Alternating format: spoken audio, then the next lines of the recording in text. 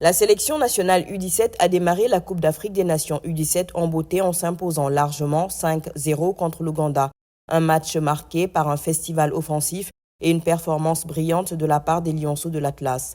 Le Maroc a parfaitement lancé sa campagne à la CAN U17 en infligeant une sévère défaite à l'Ouganda 5-0 dimanche 30 mars au stade El Bachir de Mohamedia.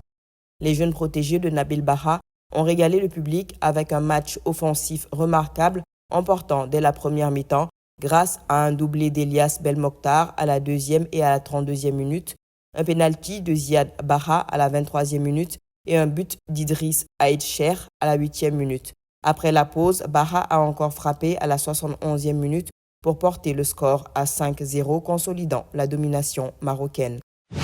La junte au pouvoir en Guinée a annoncé mardi 1er avril la tenue, le 21 septembre, d'un référendum sur la nouvelle constitution, une consultation qu'elle présente comme une première étape devant aboutir à un retour à l'ordre constitutionnel.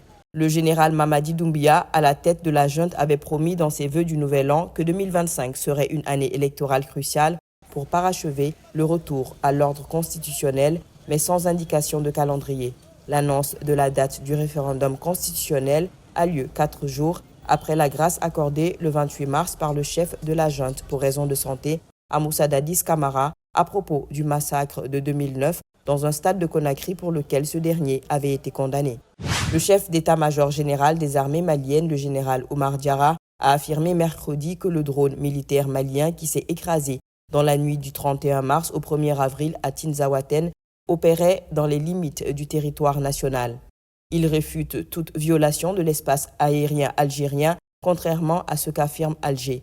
Dans une déclaration officielle, le général Diarra a précisé que cet aéronef sans pilote avait été engagé dans une mission de recherche et de destruction ciblée contre des groupes terroristes opérant dans la région. Il a insisté sur le fait que les forces armées maliennes restent professionnelles et responsables dans toutes leurs opérations. Malgré l'opposition de la société civile qui réclamait son abrogation totale, les députés ont voté à une large majorité la proposition de loi interprétative de l'amnistie de 2024. Ce texte vise à clarifier le champ d'application de l'amnistie accordée pour les événements politiques survenus entre 2021 et 2024. Initiée par le député Amadouba du parti PASTEF, la proposition a recueilli 126 votes favorables contre 20 oppositions. Les amendements proposés par les députés de l'opposition, majoritairement issus de l'ancienne majorité, ont été rejetés au cours des débats parlementaires. Ce texte vise à préciser les modalités d'application de la loi d'amnistie adoptée l'année dernière dans un contexte de réconciliation nationale et de clarification juridique.